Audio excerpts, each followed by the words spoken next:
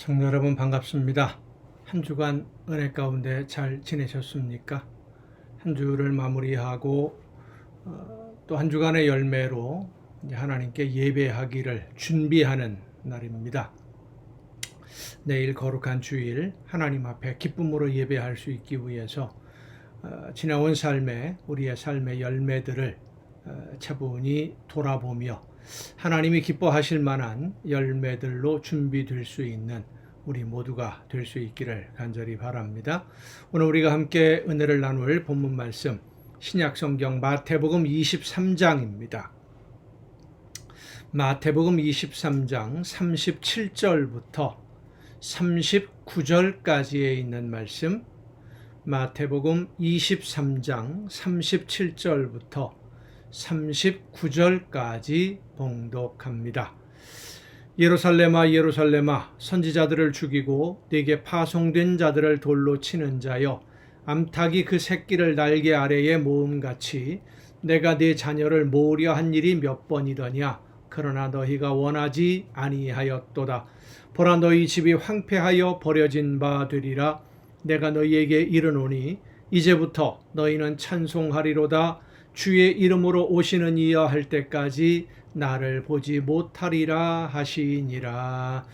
아멘. 안타까운 외침, 부르짖음, 여러분 혹시 들어보신 적이 있습니까? 너무나 안타까워서, 너무나 속이 상해서 부르짖는 그러한 외침, 집을 나간 둘째 아들을 기다리는 아버지의 심정, 길을 잃어버린 양 한 마리를 찾기 위해서 들판을 헤매이면서 그 양의 이름을 부르는 목자의 심정, 여러분 그 심정을 생각해 보신 적 있으십니까? 오래전에 저희 아이들이 어렸을 때 쇼핑을 갔다가 마트에서, 큰 대형 마트지요, 마트에서 아이를 잠깐 잃어버린 적이 있어요. 정말로 앞이 노래지고요, 캄캄해지고요, 얼마나 다급하게 아이를 찾았는지 정신이 나가서 여기저기 뛰어 다녔었죠. 그런 심정, 거기에서 이제 목소리를 높여서 부르짖는 그러한 심정이죠. 오늘 본문 말씀은 예수님의 그런 아픈 마음을 표현하는 그런 본문입니다. 아무리 품어주려고 해도 듣지 않는 사람들, 불러 모아도 돌아오지 않는 사람들, 내 몸에 피를 흘리고 내 몸에 살이 찢겨져 나가는 고통 속에서, 그렇지만 사랑하기 때문에 품에 안아주시기 위해서 죽음에서 생명으로 옮겨주시려고 부르지만 듣지 않는 사람들, 하지만 그들을 버릴 수 없는 하나님의 사랑이 절절히 드러나는 본문 말씀입니다. 예수님이 십자가의 고난을 당하시면서도 그래도 끝까지 사랑하셨던 그 사랑의 대상이 바로 여러분이십니다. 십자가의 고통 속에서 아버지여 저들을 용서하옵소서 한 그 기도, 저들을 용서하옵소서 용서해 주시기를 간절히 원했던 그 기도는 바로 여러분을 위한 기도입니다. 하나님이 우리 모두를 부르시기 위해서 얼마나 많은 시간을 기다리셨습니까? 얼마나 많은 눈물을 흘리며 사랑으로 우리가 돌아오기를 기다리셨습니까? 아직도 거리가 많이 남아 있음에도 불구하고 아들의 모습을 알아보고 먼저 달려와서 품에 안아주는 그 아버지의 사랑, 그 아버지의 심정, 여러분 기억하고 계십니까? 가슴으로 느끼고 계십니까? 오늘도 하나님은 우리 모두를 그렇게 기다리십니다. 여러분뿐만 아니라 여러분의 모든 이웃들을 그렇게 기다리고 계십니다. 여러분을 기다리심으로 사랑으로 인도하신 하나님이 지금 우리의 이웃을 기다리고 계시는데 우리는 좀 여유가 있는 것 같아요. 한가한 것 같아요. 예수님의 그 안타까운 심정, 하나님의 그 다급한 심정을 생각하지 않는 것 같습니다. 여러분은 여러분을 사랑으로 기다려 주시며 생명으로 인도해 주신 하나님의 그 안타까운 마음을 헤아릴 수 있기를 바랍니다. 우리가 하나님의 마음을, 예수님의 마음을 조금이라도 헤아릴 수 있다고 한다면 이제 나가서 그 사랑을 받지 않고 아직도 제 갈 길로 가고 있는, 고집 부리고 있는 수많은 영혼들, 죽음으로 가고 있는 영혼들에게 하나님이 얼마나 사랑하시는지를 전해 주어야 됩니다. 머리로 알고 지식으로 알고 있는 것이 아무 유익이 없습니다. 사랑을 받은 만큼 이제 또한 이웃을 진심으로 사랑해야 됩니다. 사랑은 행동입니다. 삶에서 나타나는 것입니다. 예수님이 우리를 안타깝게 사랑하시는 그 사랑으로 우리의 이웃들을 진심으로 안타까운 마음으로 사랑함으로써 그들 모두를 하나님 앞으로, 예수님 앞으로 인도할 수 있는 저와 여러분 모두가 될 수 있기를 간절히 바랍니다. 기도하시겠습니다. 크신 은혜로 저희들을 기다려 주시고 품어 주셔서 영원한 죽음에서 영원한 생명으로 옮겨주신 아버지 하나님, 하나님의 그 마음을 우리의 마음에 품게 하옵시고 예수님의 그 사랑을 우리의 마음에 품게 해주셔서 우리의 이웃들, 아직 하나님을 알지 못하고 예수님을 받아들이지 아니하는, 복음을 듣지 않으려고 하는 수많은 이웃들, 눈에 보이는 세상의 욕심만 따라가는 수많은 우리의 이웃들을 찾아가서 저들에게 하나님의 사랑을 전하고 참 생명의 길을 전할 수 있는, 그래서 그들을 하나님 앞으로 인도해내는 우리 모두가 되게 하여 주시옵소서. 이 모든 말씀을 예수님의 이름으로 기도하옵나이다. 아멘. 오늘 우리가 함께 통독할 하나님의 말씀 잠언 27장부터 함께 통독을 하시겠습니다. 잠언 27장부터 보면 미련한 사람들의 공통적인 특징이 나옵니다. 그것은 미련한 사람은 자기가 지혜롭다고 생각을 하는 것이지요. 단순히 자기가 지혜롭다고 생각하는 정도가 아니라 자기의 지혜를 자랑하면서 주인이신 하나님을 알지 못하기 때문에 하나님을 경외하지 않습니다. 두려워하지도 아니하고 하나님의 은혜를 사모하지도 않고 자기 생각대로, 자기 고집대로, 자기 판단대로 살아가는 거지요. 그래서 자랑하는 그 지혜, 사실은 미련한 것인데 자기가 자랑하는 그 지혜로 결국 자신을 패망으로 이끌어가게 되고 스스로 악한 길을 선택하게 되고 마는 것입니다. 스스로 지혜롭다고 생각하는 사람이 권력까지도 가지게 되면 어떻게 되겠습니까? 나라가 망하게 된다고 솔로몬은 지적을 합니다. 하나님의 정의로 나라가 견고해지고 뇌물이나 부정으로 인해서 나라의 기반이 흔들리고 무너진다.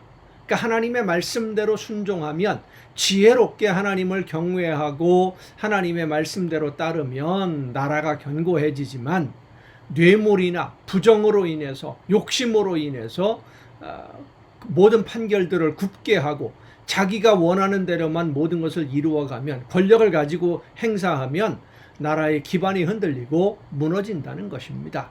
오늘 우리의 현실을 돌아보면 부정과 부패, 나태, 타락, 욕심, 거짓 이런 것들이 마치 정상인 것처럼 횡행하는 시대라고 할 수 있습니다. 그래서 우리는 정의로운 지도자들, 하나님을 두려워하는 지도자가 되게 하기 위해서 하나님 앞에 간절히 사모하며 기도해야 되고 우리가 할 수 있는 최선의 노력을 기울여야만 합니다.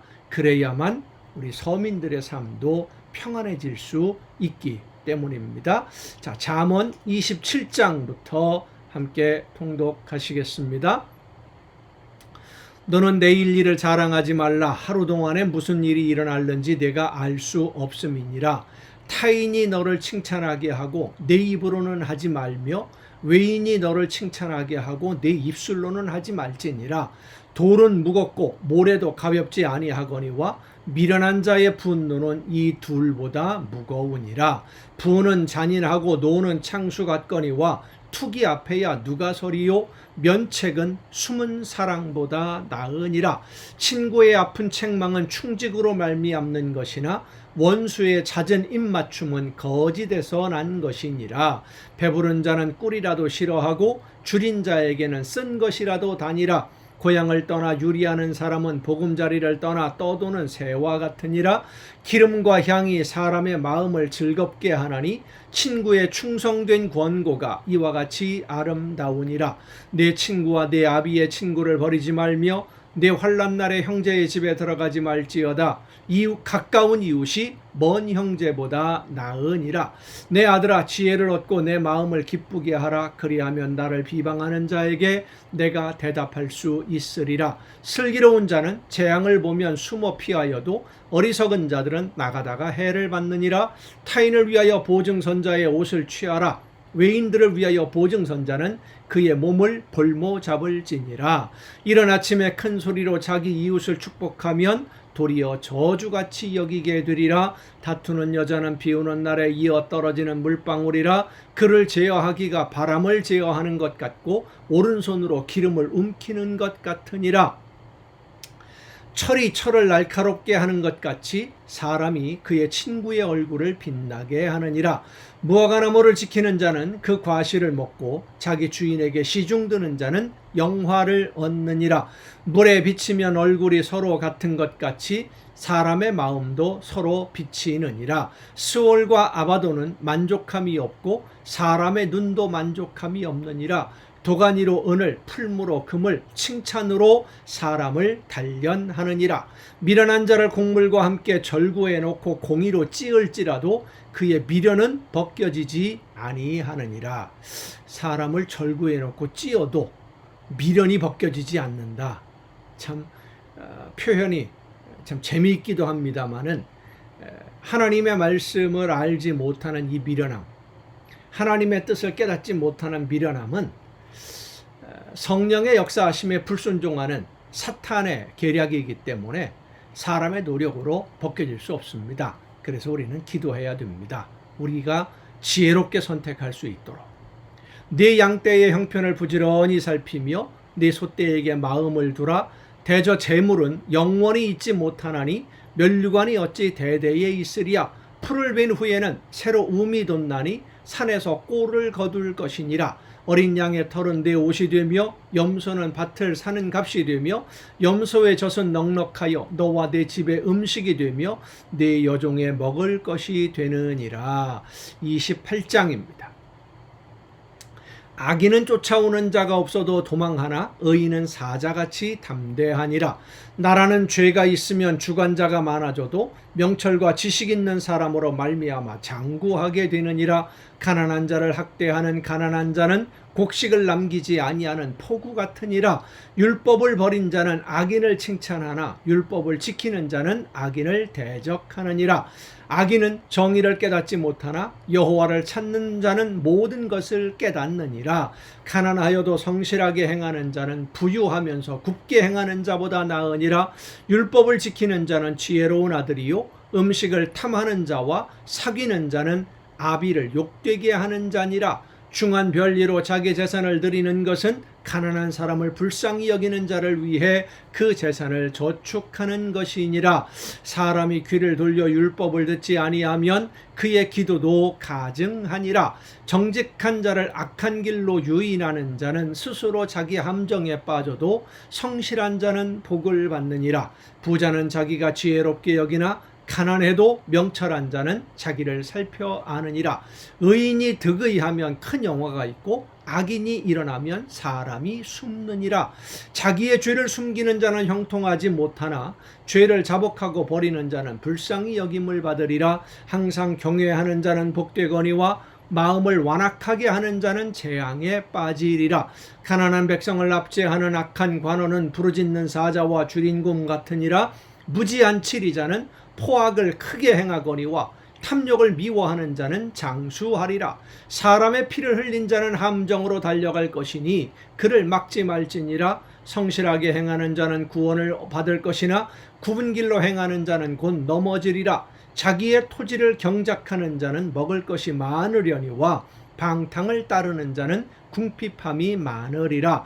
충성된 자는 복이 많아도 속히 부하고자 하는 자는 형벌을 면하지 못하리라. 사람의 낯을 보아주는 것이 좋지 못하고 한 조각 떡으로 말미암아 사람이 범법하는 것도 그러하니라. 악한 눈이 있는 자는 재물을 얻기에만 급하고 빈궁이 자기에게로 임할 줄은 알지 못하느니라. 사람을 경책하는 자는 혀로 아첨하는 자보다 나중에 더욱 사랑을 받느니라.